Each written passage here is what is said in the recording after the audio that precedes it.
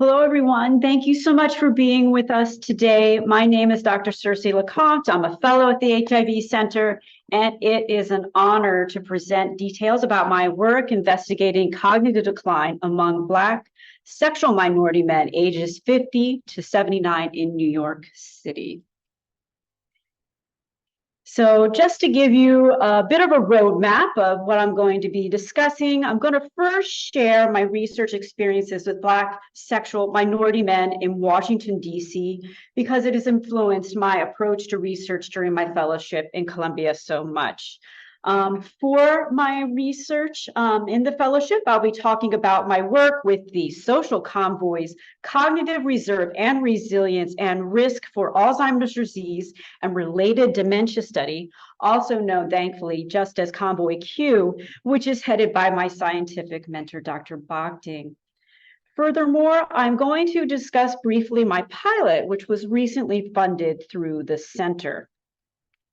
So first up, about that research in DC, it was an exploratory sequential multiple method study examining how Black sexual minority men conceptualize and practice seroadaptation and overall health.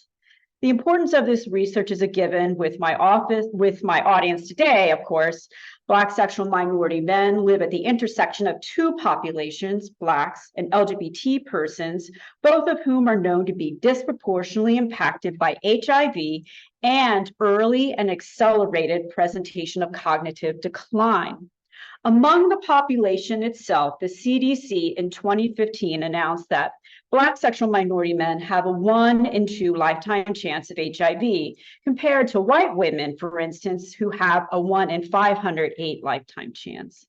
Cognitive health remains somewhat understudied among BSMM. Specifically, those studies have shown an association between socially determined minority stressors and disparities in cognitive health among LGBT persons. Now, about seroadaptation, that's the question. It's been operationalized in a number of ways over the past decade or so and was actually developed with cohorts of white gay men.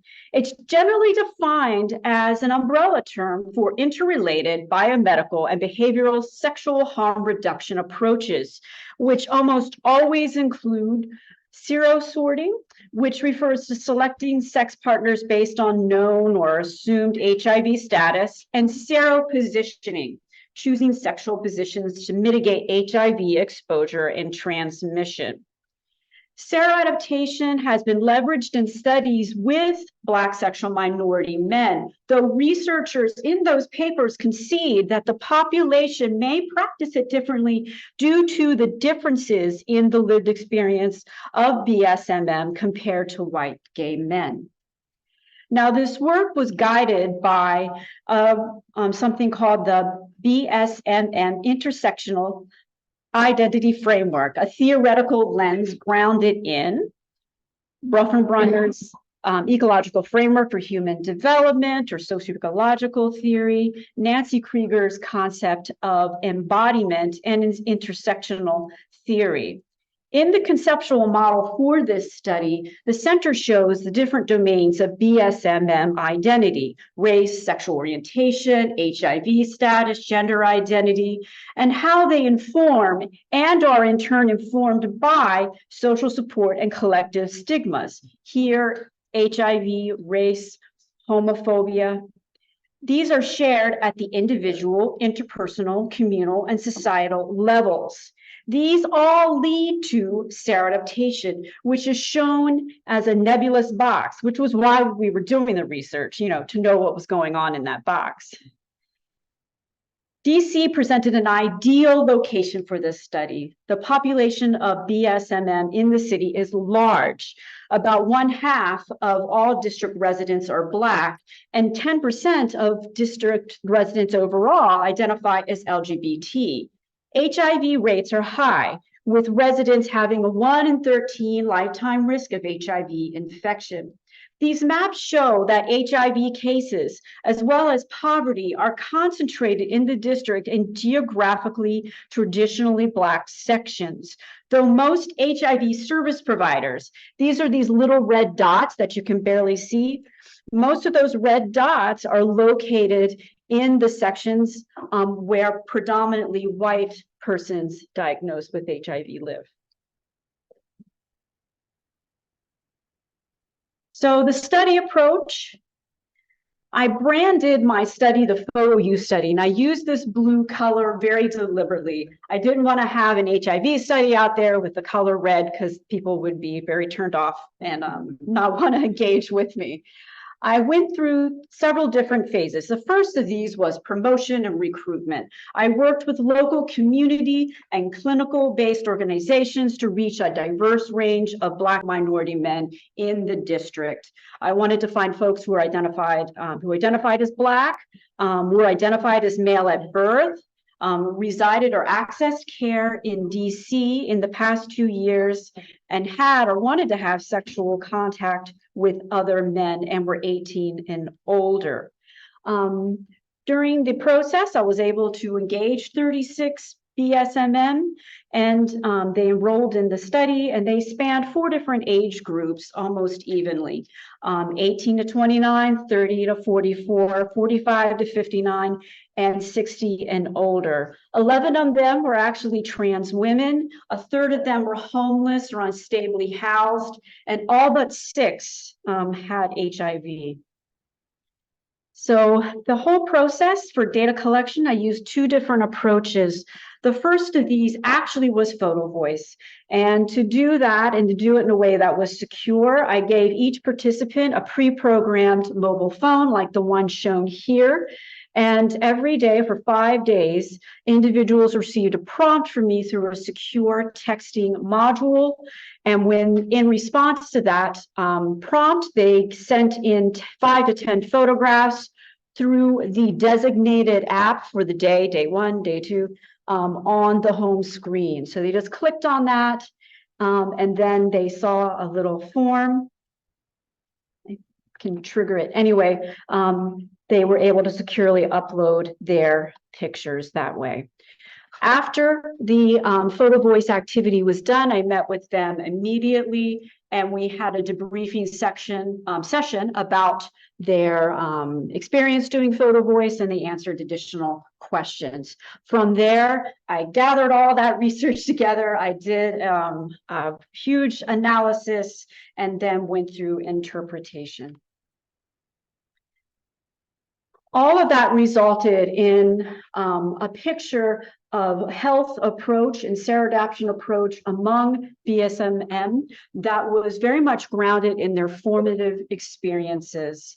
As you can see here, there were a number of domains about formative experiences. However, today I'm going to focus on 4 that really have informed my research. So the first of these refers to coming out and familial support. Recollections of growing up being an LGBTQ person were very, very much right to the surface for all the participants in the study. All of them talked about how they wish they had more support from their family, and those who had it saw it as key to being safe and reaching adulthood relatively unscathed. And that's the quote I have here. From this particular participant, and they actually submitted this painting of themselves with their mother to support that. More likely, folks talked a lot about the extreme experiences they had with homophobia and sexual abuse, any kind of break with gender norms. Gender expression was often treated with a great deal of hostility, and most of the folks in the study left home by the time they reached early adolescence. So of course, because of that, there was a great deal of housing instability and being unable to find a safe place to stay on the regular. Oftentimes, people would be in and out of the shelter system. Most of the participants in my study had been in the shelter system for at least several years at the time they were talking with me. The other salient thing that came up was just about HIV stigma, since most of the folks in the study had HIV. There was also a great deal of unprocessed trauma, primarily from having lost so many partners, friends, family to the disease. So, and when thinking about the health, the way that folks practice health, and I called it the themes of seroadaptation. There were a number of very salient domains, and I boiled them down to these 10. Again, for today, I'm only going to be talking about 4 that inform my research now. So the first of these is about creating family. And this was really about a way to buffer against that sense of alienation from one's own biological family because of their gender identity. And also it was about just having that kind of support and knowledge network. And that also played into this idea of physical safety as well. Very important and salient. People talked about it ad nauseum. The other aspect of this entire thing was about having housing, having a space of one's own in order to store their medication, just to have a place where you can close the door at night, to be able to sleep without being in fear that someone is going to attack you in a shelter, meant the world to folks. The other thing that was just really important was this idea of being able to express yourself, to actually live in your skin, to be able to enjoy the world and show who you are. And you can't see me, everyone online, but I'm wearing shoes very similar right now. So in terms of discussion, the takeaways that really inform my work now at Columbia, just seroadaptation was really part of a larger idealized vision of health practice for the persons that I spoke to and engaged with in this study. Obviously, seroadaptation didn't have anything to do with what was discussed in previous research and literature. The focus actually was on tangibles. No one in the study wanted to talk about PrEP. No one in the study wanted to talk about anything to do with serosorting. It was all about condoms, HIV test results, what was directly in front of you, and that can be trusted. These conceptualizations spanned age groups, but what really was I was very struck by was that younger and older BSMM often were separated in the district just because of generational differences, of course, but also because of where they were accessing services. Some organizations, tended to focus on older or younger BSMM. The other thing was that older BSMM in the study reported feeling unmoored. They had so much trauma from having lost folks. The other aspect was they just had so many comorbidities that had really done a lot of wear and tear on their bodies. And if they did have housing, they often had to take what was available, which meant leaving behind their physical locations of social networks and belonging, and often just adding to a sense of isolation and lack of engagement.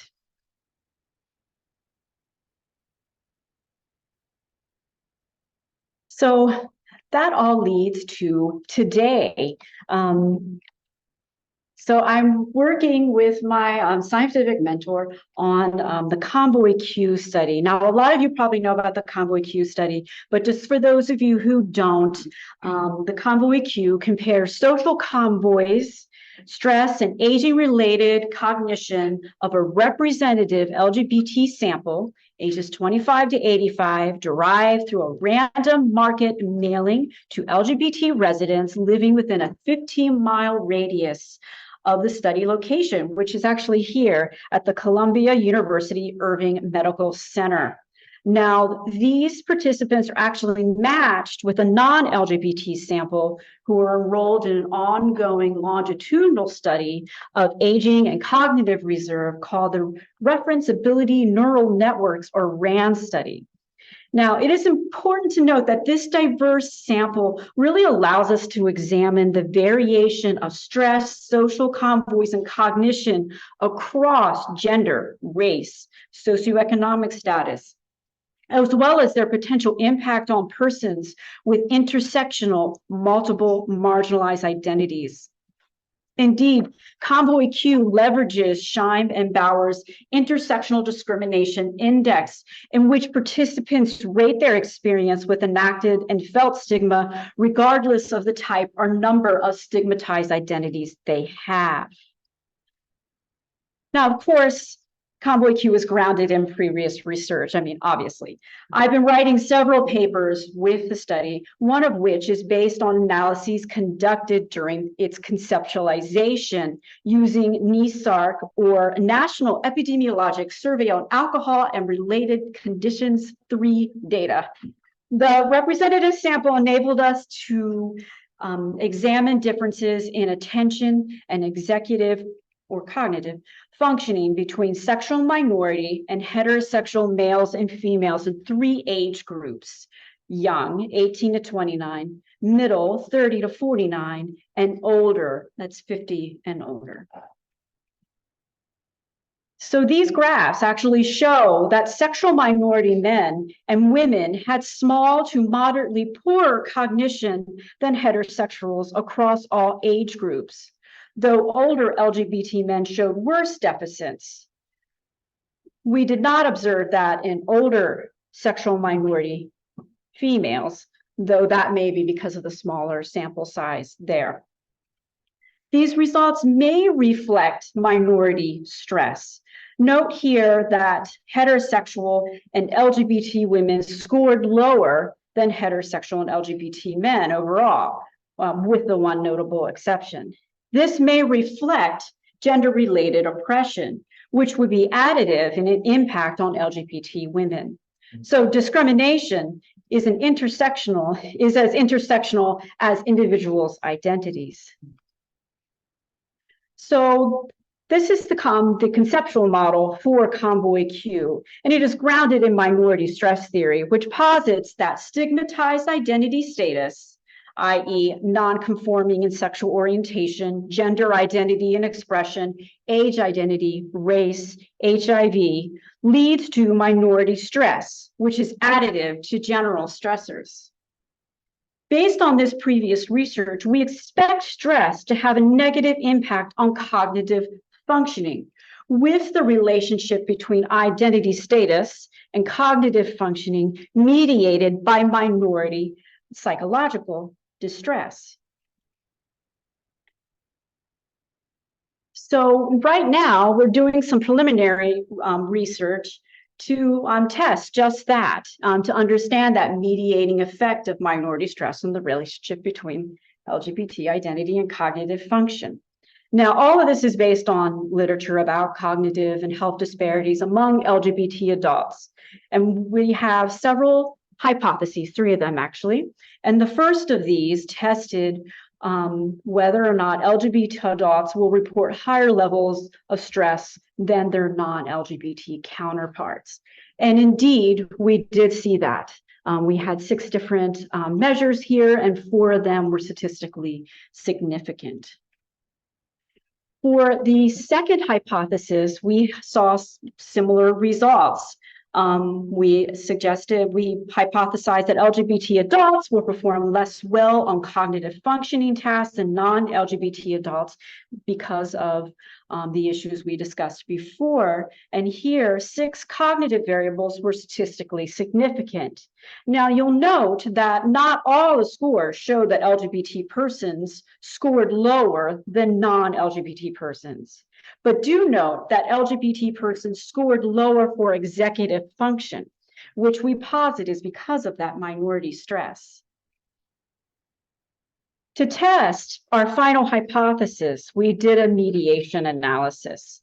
We wanted to see whether or not that identity status and relationship with cognitive performance was actually mediated by minority stress.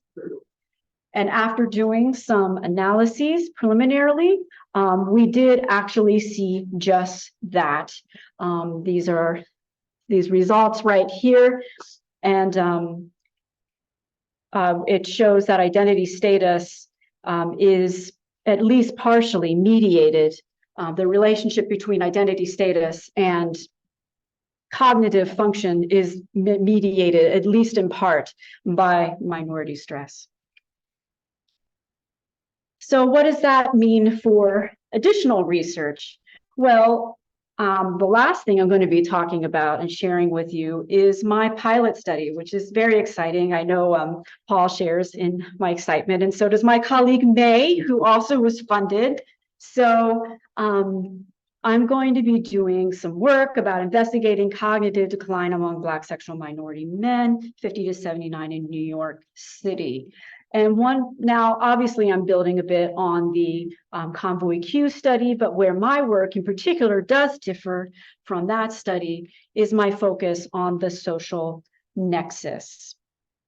And the social nexus, I hypothesize, is a nexus of protective factors, which includes resistance against racial oppression and homophobia, social support, the emotional, physical, and instrumental support that we need to get by, and then connectedness, that relationships with family, friends, and larger community networks.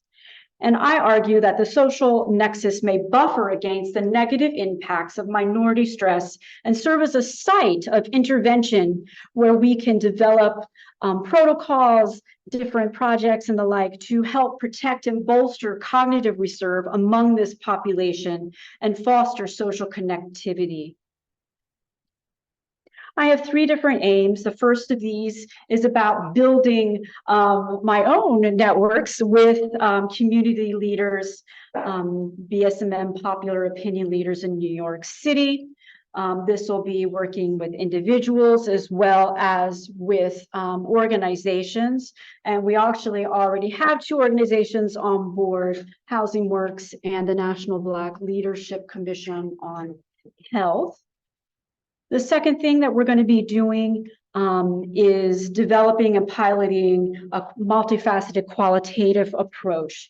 I'll be revisiting Photo Voice with the debriefing interviews, but this time we'll be really focusing on that social nexus and learning more about how they might be thinking about it, if at all. The third thing that we're going to be doing is developing and piloting an integrated quantitative instrument. We're going to be using Network Canvas, which is a touch digital interface that allows folks to actually drag and drop their social networks. I'm more focused on egocentric social networks as opposed to social convoys, and this tool is really geared to that. I'm also, with the tool, you can integrate it with other instruments, and one of the things I wanted to do with this is actually pilot NeuroScreen, which is another touch-based tool where you can test cognitive function with folks. So thank you very much for listening to me today. I wanted to give acknowledgement to my scientific mentor, Dr. Walter Bochting, my career mentor, Dr. Reuben Robbins, as well as the head of the program, Teo Sanford, Claude Nellens. Also, I want to give a shout out to my fellow fellows and my research team at home. They often sleep on the job, but they make things easier.